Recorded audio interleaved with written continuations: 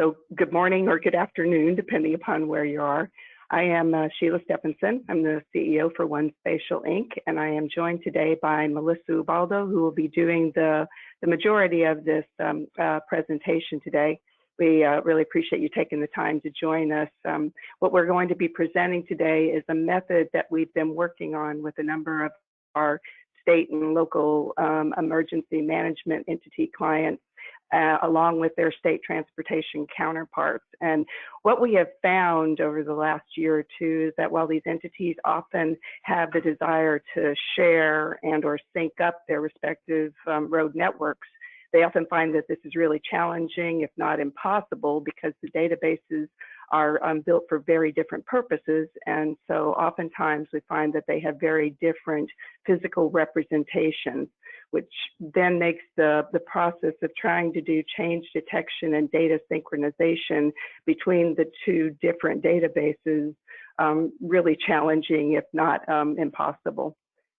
So what we'll be sharing is a solution that we've worked through with a number of these entities to overcome these types of challenges utilizing our One Integrate automated data management rules engine. And for those of you who aren't familiar with us, I won't spend a lot of time on this slide. Hopefully, maybe you've heard of us by now. But One Spatial is a US company that's a wholly owned subsidiary of One Spatial Group out of the UK. Who has been developing data management solutions now for over 50 years. Here in the US, we have been One Spatial Inc. for about 4 to 5 years now. And in that time period have grown from having basically 2 clients up to now about 45 to between 45 and 50 clients.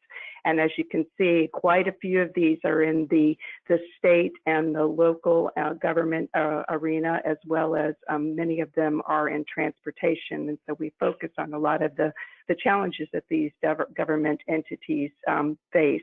I also like to point out that we also work with Google and their Real Estate Worldwide Services Group.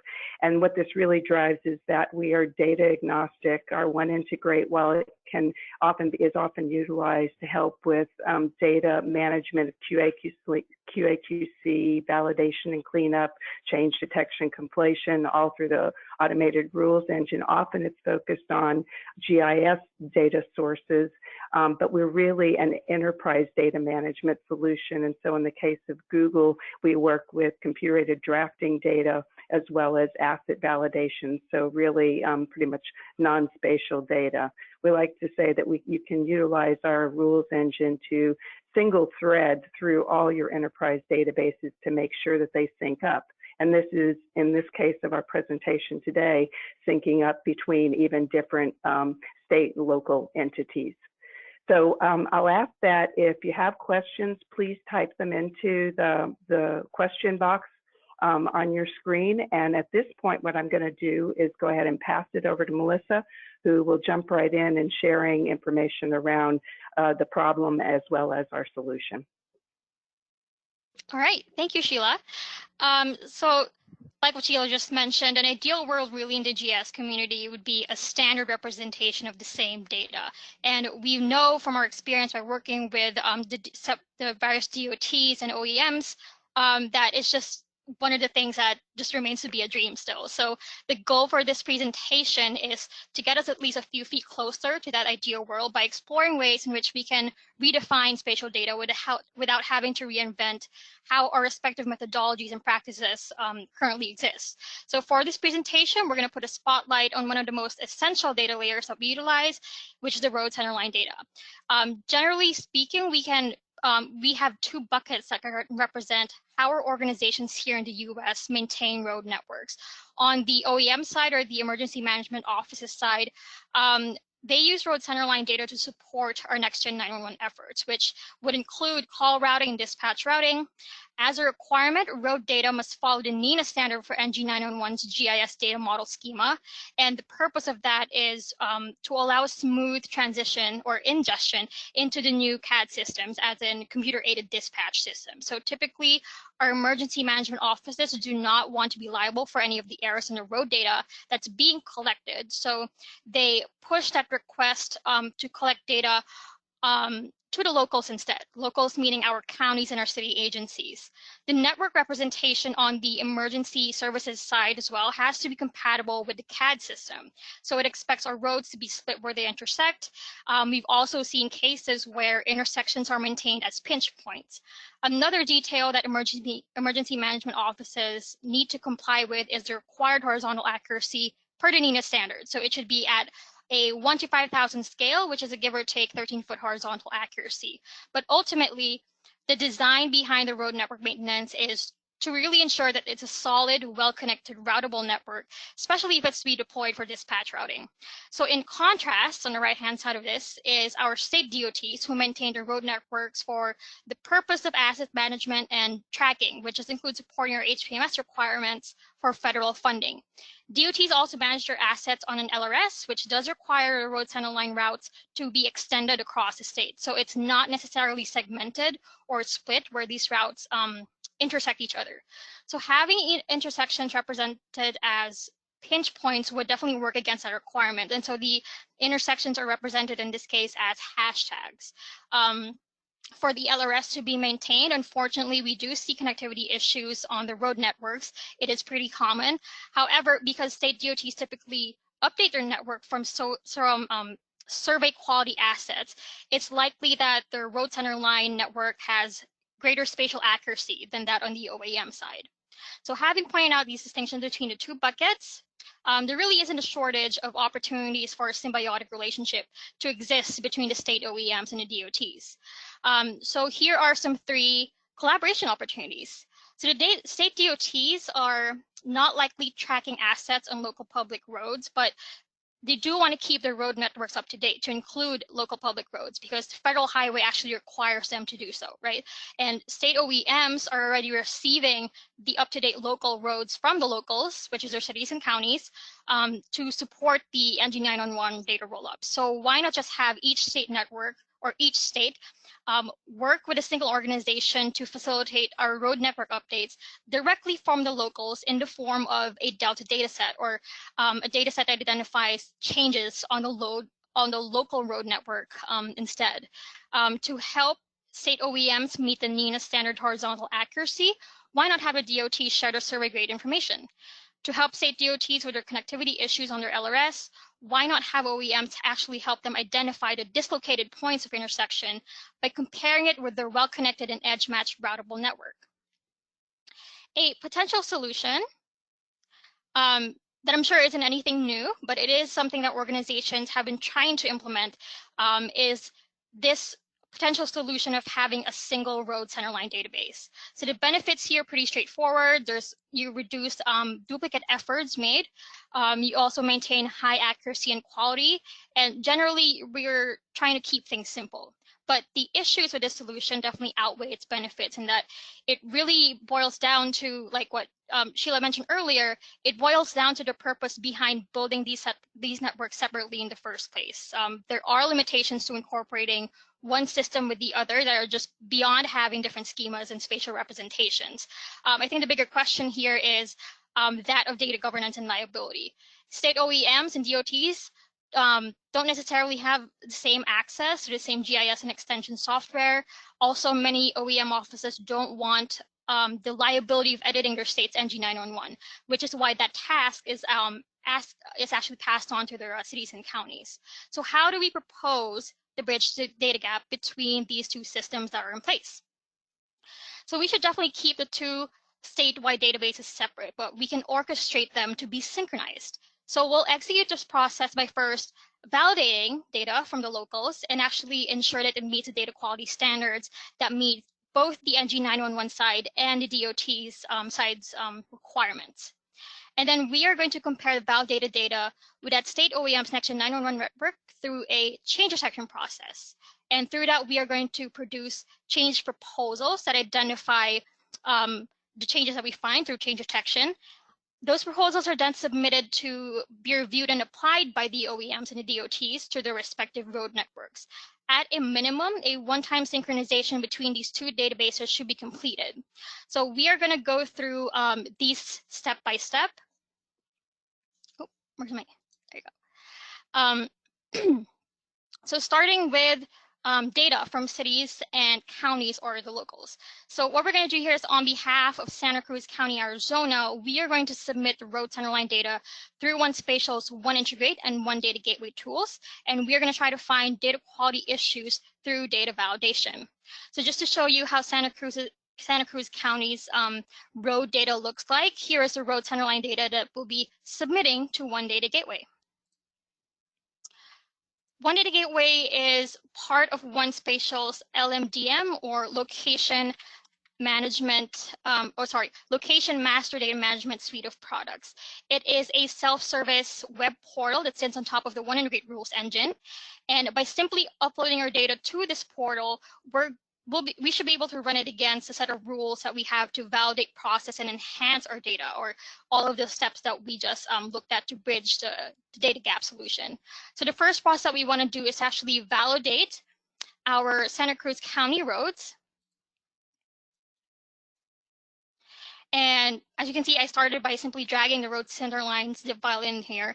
And as it loads the data into its cache, it actually tries to map each submitted feature class to a class that's that the rule within this session is actually expecting. And this is why we're seeing a schema mapping target from, or schema mapping configuration between the source class and the target class. So if my data is not 100% compatible to the data validation rules that's been set up in this process, I'm actually given the opportunity to remap the classes in its schema. So I'm going to assign our Santa Cruz Centerline to be read into this validation rule set as a centerline. Sorry, this is a little distracting. Okay. So we are seeing here that most of the attributes actually line up perfectly or match up perfectly, except for this object ID onto here. But what I can do is actually simply pick and choose how to map that object ID across. So I'm just selecting object ID right here. And now that it all looks good to me, I'm going to go ahead and hit continue. And this basically kicks off the session that we have in here. So what we're seeing here is a list of tasks that make up a workflow of our data validation process, which we also like to refer to as a session. A session always begins with opening our data, and after that, it is pushed through a series of validation rules. The data that we uploaded contains approximately 9,000 features, and we are going to run it against 20 different validation rule sets that's been set up here.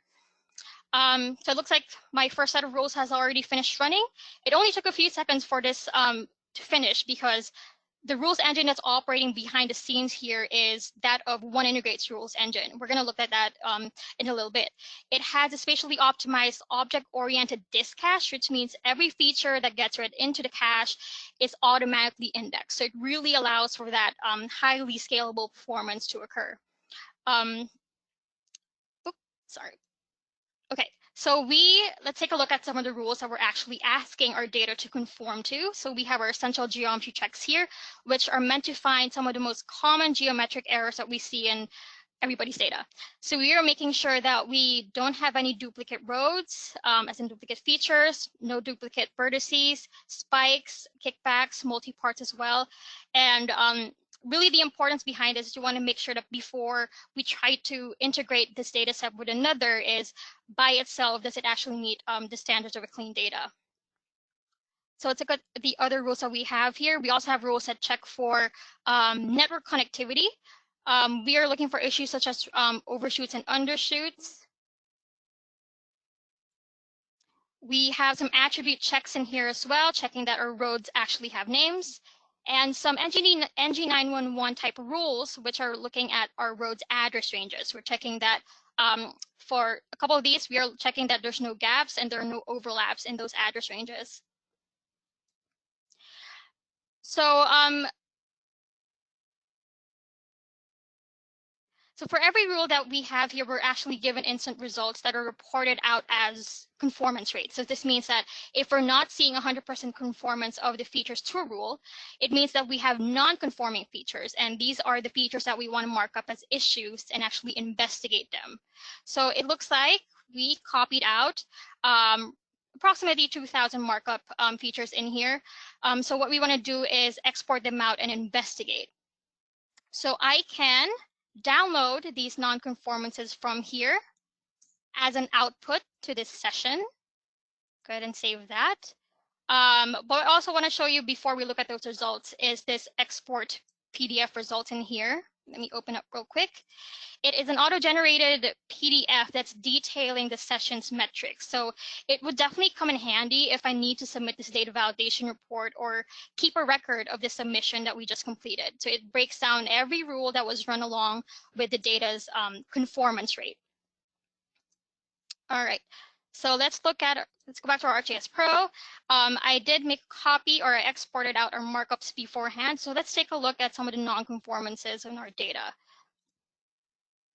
Oh, give me a second, bear with me. Okay. So I've bookmarked some of our non-conformances here. Let's just take a look at some. So in here, we do have a markup for a road. It says our road does not have a name. Checking in here that our road indeed does not have a name. Let's also look at a spike and kickback that we found in here. We are actually able to identify the vertices that make up the spike and the kickback. So that's pretty valuable to a lot of people. We also have an undershoot right here. We have a road bifurcation here. If I just select these roads real quick. So just a quick refresher, or kind of define what a road bifurcation is. It just means that we have more than 2 roads of the same name that are intersecting each other. And what happens is it causes it to branch off in different directions. So this is a potentially significant issue for dispatch routing, for example. So in here, we do have 3 segments of North Grand Avenue, all intersecting at the same spot. Last but not the least, let's take a look at our address overlap in here. So for this check, we did take into account the digitized direction of these lines, which is why this is being flagged as overlapping address ranges. If I look at the bottom here, this one at the bottom, these roads go from 551 to 549, and it continues on to 551 to 539. So there's definitely overlapping address ranges in there. So now that we've identified the kinds of non-conformances that we have in our data, let's go ahead and actually try to fix them. So we are going to look for an automated data cleanup service and resubmit our Santa Cruz submission. Should be the exact same Centerlines that we brought in earlier. The rules that are contained within here are the rules that automatically fix the non-conformances that we've identified. Most of them, but not all. So let's give it another second to actually upload. And notice here how I actually don't have to go through the step like I did earlier to map the classes and the attributes across. We're seeing here that that's been done successfully. And that's because One Data Gateway actually allows us to save the mapping configuration at any point.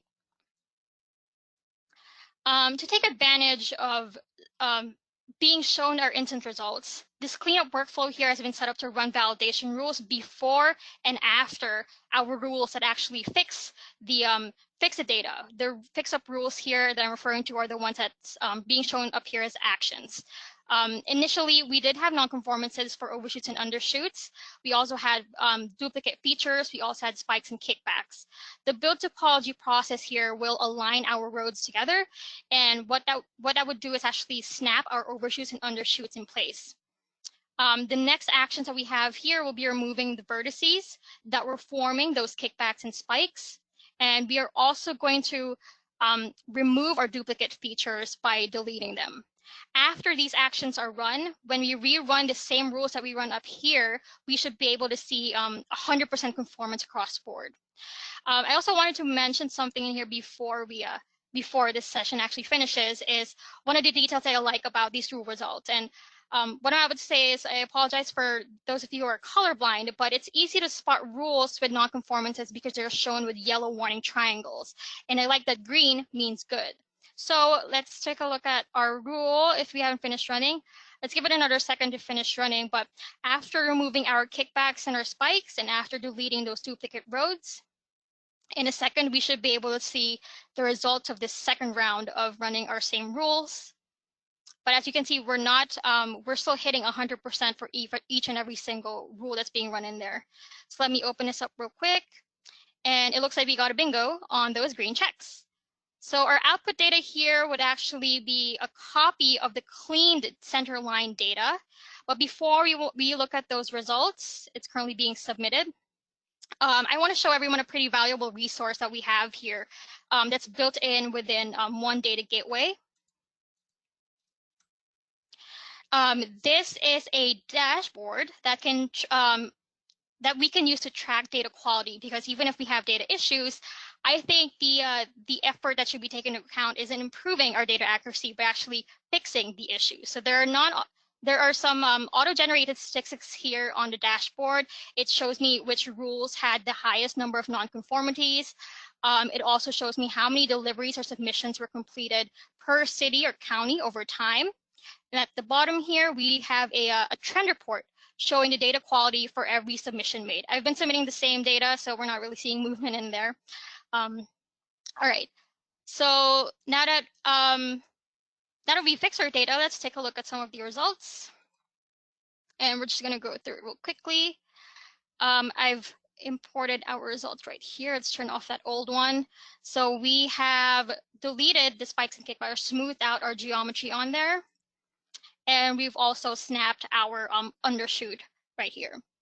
So now that we've actually validated our data and we know that that data is clean, we're now ready to perform the next step in bridging the data gap solution, which is comparing our clean roads against the OEM's Next-Gen 911 network. So here's a quick overview of how our change detection process has been set up. We are seeing two vintages of the same road network here on the left, 2018 and 2019. We are going to submit both of these data sets to Data Gateway, but because the network is unchanged for the most part, as you can see here, what we want to focus on is really identifying only where these roads have changed and actually propose how to address these changes.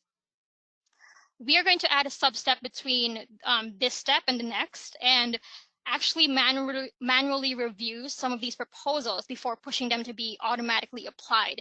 Since these proposals were produced by comparing locals data against the OEM's NG911 roads, I think this step will be valuable for both parties, because full process automation, of course, would be ideal, but I believe it's considered good practice to have some degree of manual review between automated processes, especially for the state DOTs who probably would not want to apply these changes blindly. I say that only because for this example, we did run our change detection through locals and the NG911 first. After we review our proposals, we are going to decide which ones to accept or reject.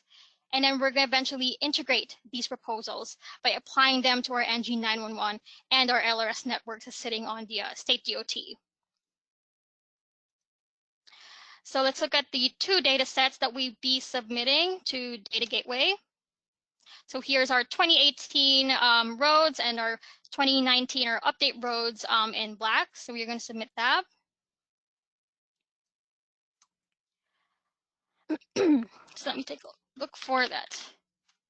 Okay. We want to run a change detection proposal generation.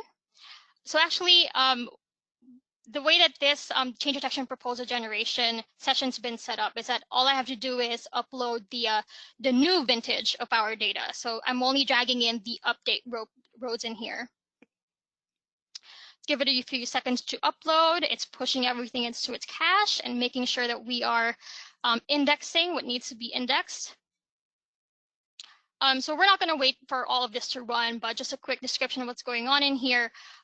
We are first running some rules to as more of like a sanity check to ensure that the data we're looking at is clear of the duplicates and other quality issues that we looked at earlier.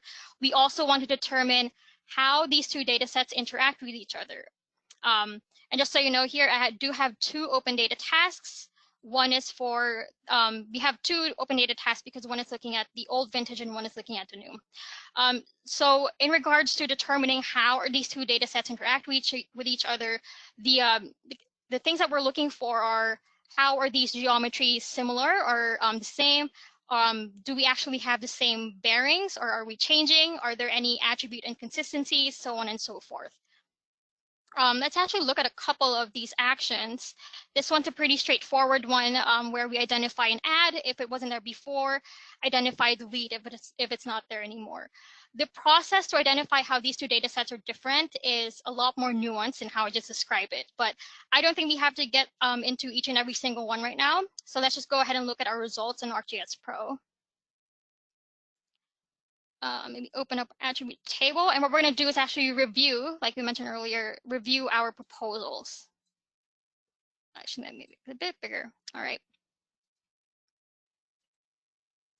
Let me zoom into our first example.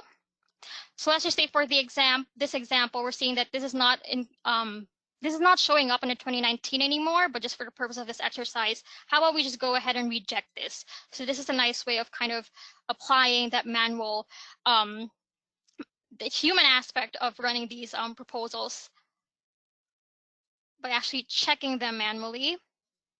So for this one, let's say that I do want to apply the add proposal that's sitting for that road. So we're going to go ahead and hit accept for that one.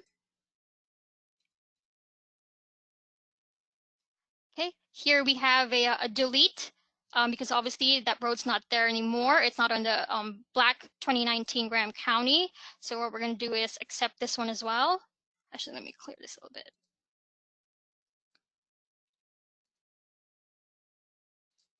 Zoom to a partial reshape.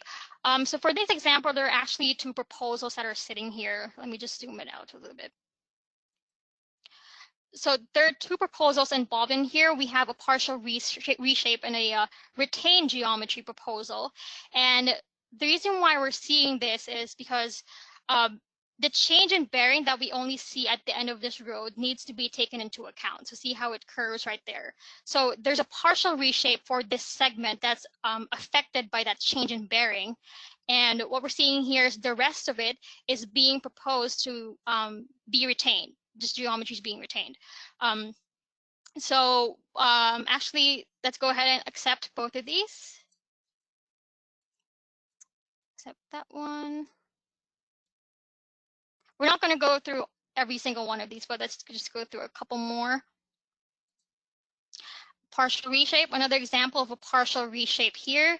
So I have an issue with this reshape. If we accept that reshape, we are going to lose the disconnect. We are going to lose this alignment that we already have in here that's intact. So what I'm going to do is actually reject this reshape in here. Take a look at another one. So here we do have a couple reshapes again. And let me turn off our. So initially, where we had these two horizontal lines here, they are snapping beyond this horizontal line right here. But when we had it updated, we are actually asking these vertical roads to snap where it meets that horizontal road. So what we're going to do is accept these two as well. And accept.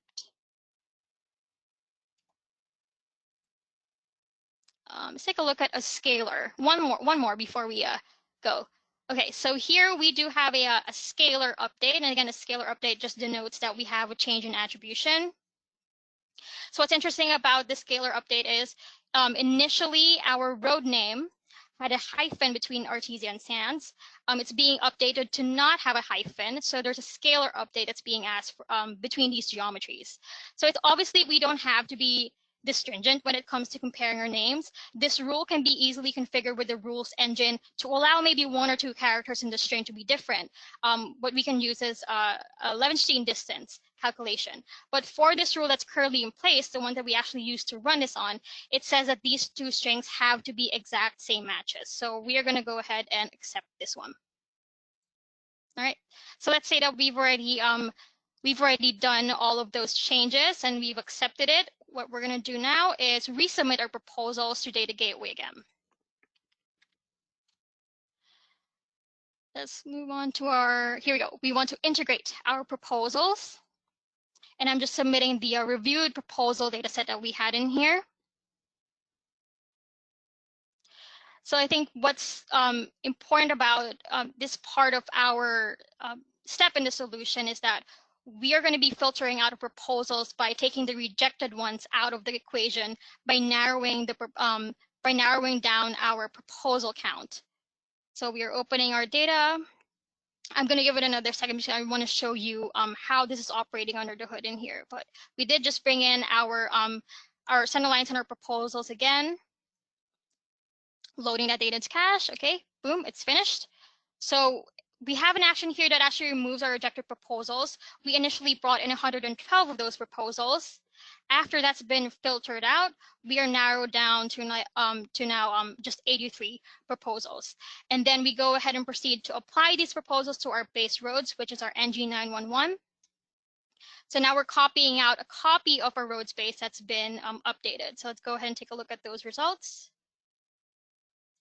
On the integrate changes side, so we are now seeing here, let me turn on my updates that are being pushed. Actually, let me just use my bookmarks instead. Okay. So here is the ad that we rejected. My blue network is now the updated version of our data. So let me turn off my, actually let's keep the base and the updates, updated data on. This is the ad that we accepted, the delete that we accepted.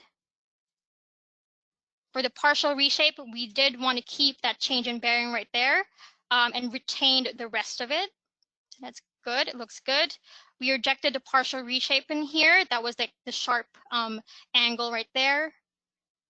We also accepted the reshapes in here. So initially, these two lines right here were snapped down here. Let me turn off that orange line. So now we do have it snapping where these three roads actually meet. For the scalar update, let's take a look at this road. Actually, let me turn on all three.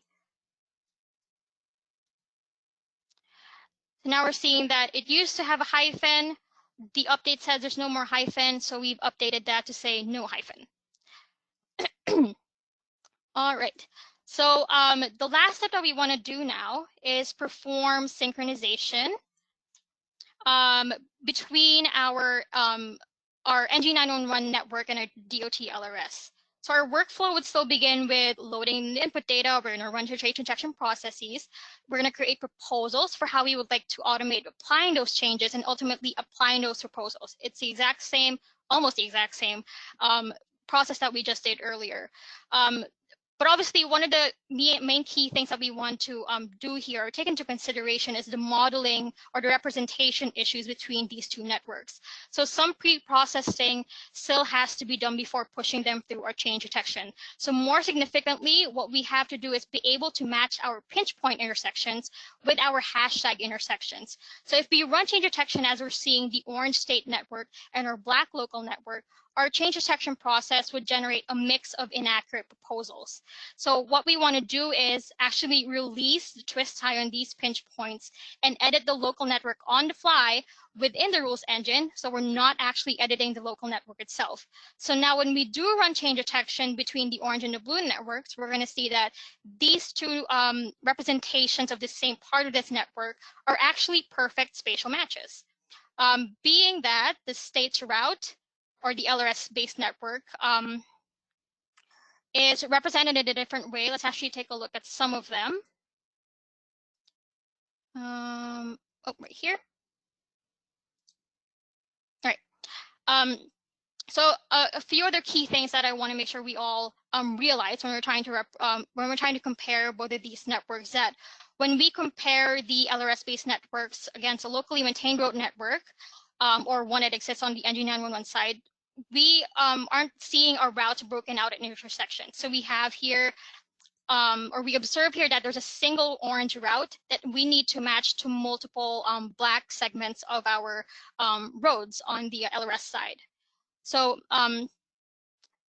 similar to change detection that we did earlier, we also want to allow the similarities at a tolerance or at a certain extent. So for the scenarios right here, let me zoom in here.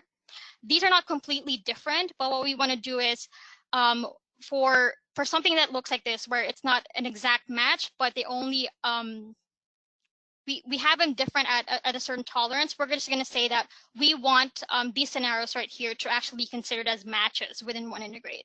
So just to show you how closely a lot of these are matching up, we do want to say don't delete the other one or replace the other one just because it's not an exact match. We still want to consider both of these matches. So for this part of the solution, we are going to use one integrate to determine the interaction between these two networks.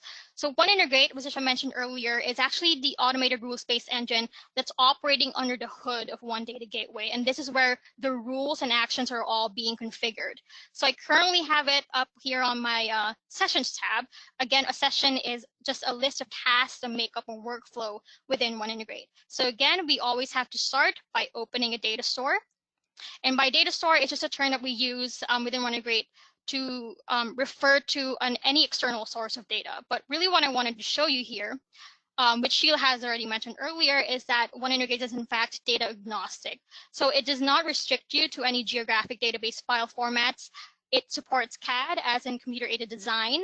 It can read flat CSVs. You can also connect to databases that are sitting on an SDE, SQL Server, or Oracle. So you definitely don't have those options. Exactly like what we saw in one data gateway, we can control our class and schema mapping on here.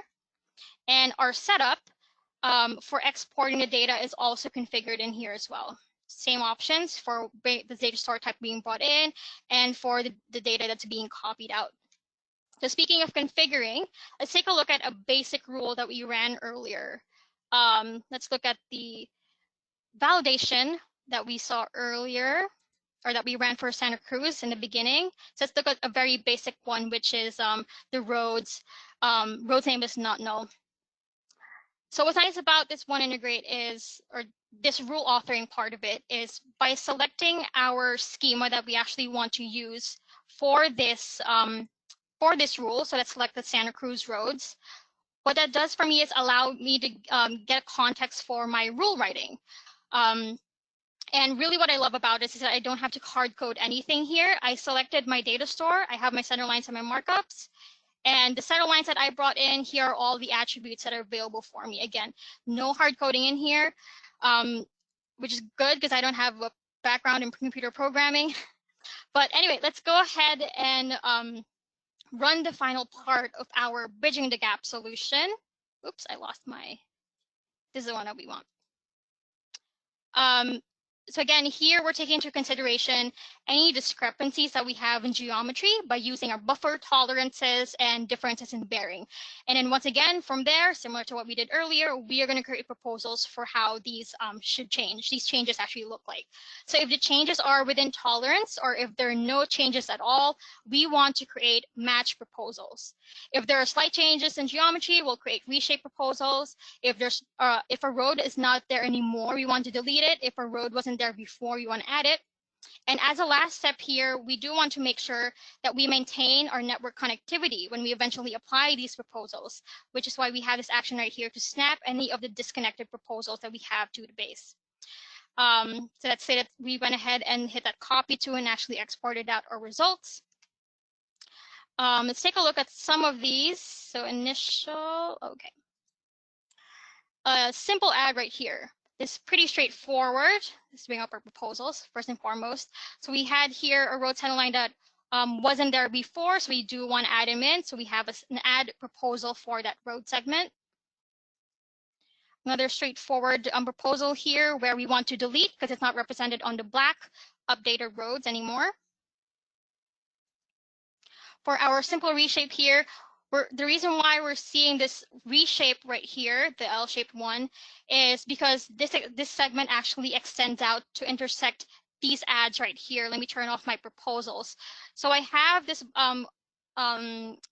orange line that's being updated to actually extend out, and these actually have add proposals to them. So in order for this network to stay intact, we are proposing that not only do we add these guys in, we want to make sure that this row right here extends out and intersects and meets the added adds in there.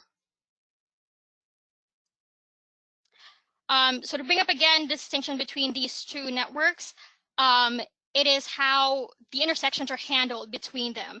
And since this network in black was built for NG911, that particular dispatch system that's being used actually requires the use of pinch points. And this is the reason why we have a pre-processing that needs to take place for the change detection. So in one integrate, again, the way that we handle these pinch points was by essentially untying the twist tie to match the orange state's DOT network as close as possible. So temporarily, we are, let's see right here, let me turn off.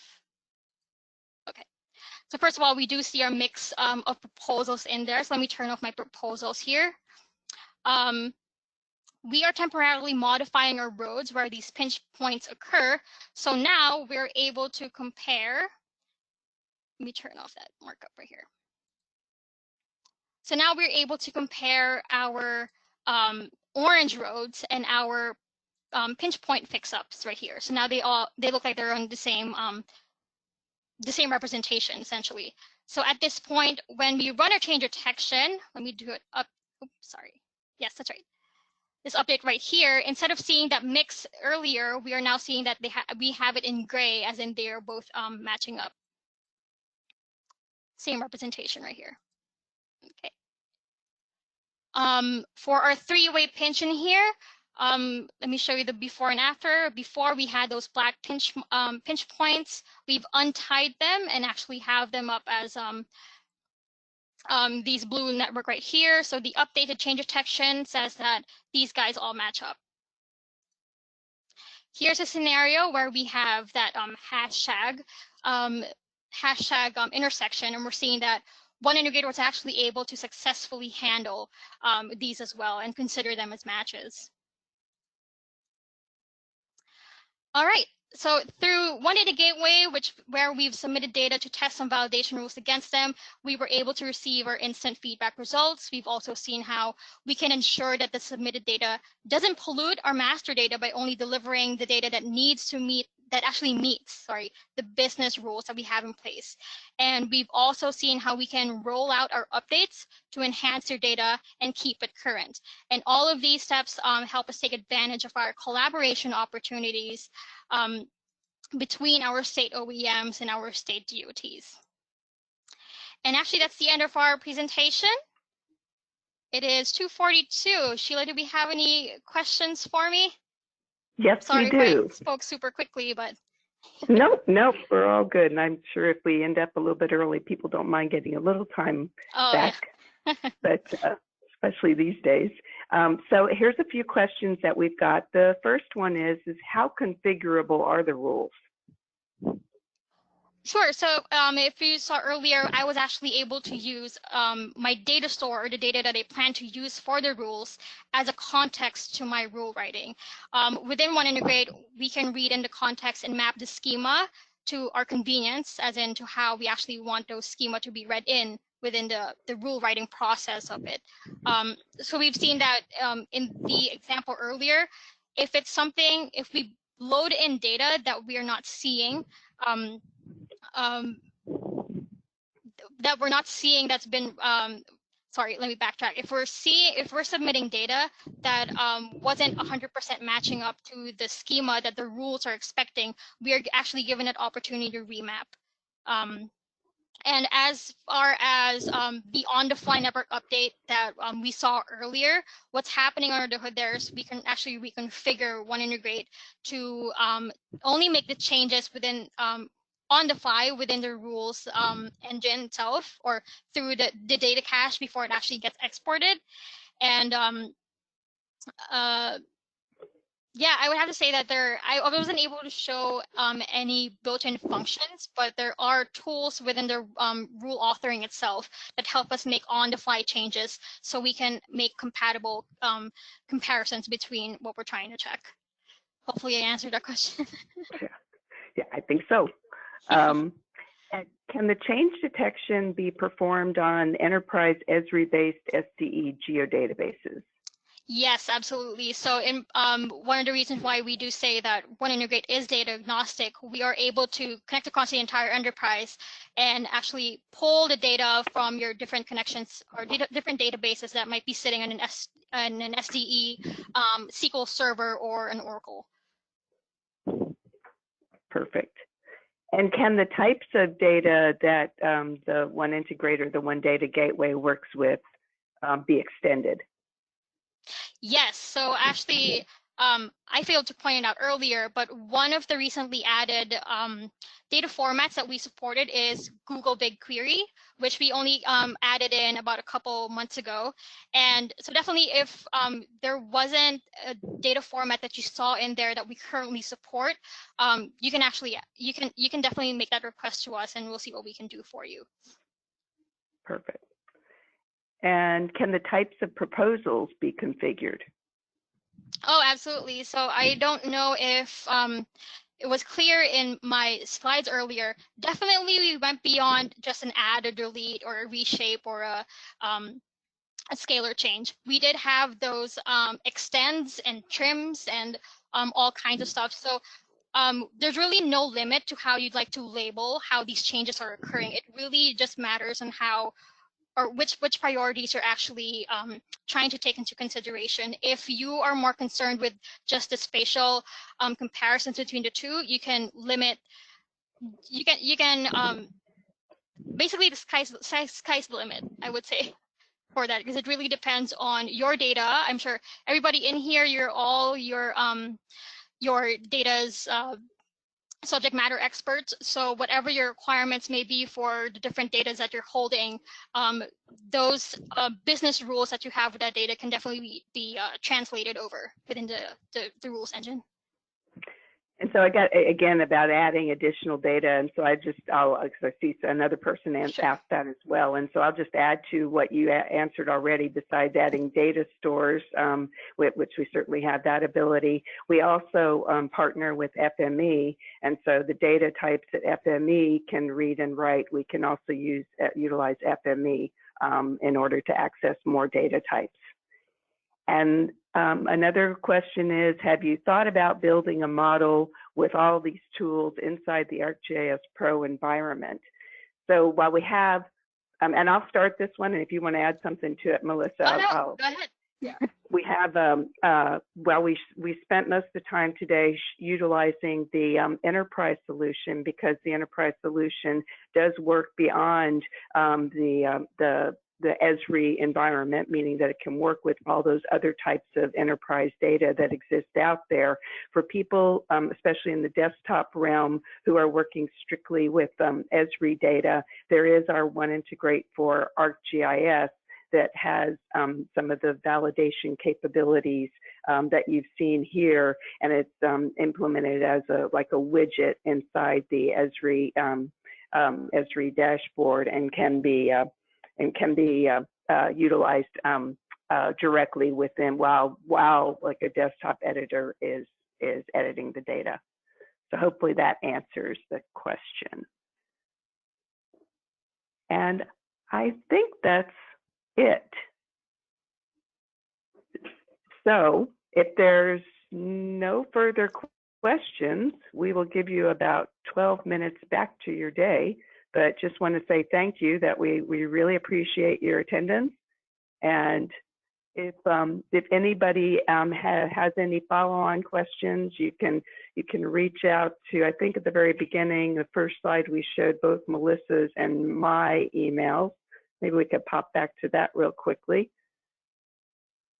Here we go. So Sheila.Stephenson at onespatial.com and Melissa.Ubaldo at onespatial.com. So again, thank you for your time today, and have a great rest of the day. Thanks, everybody.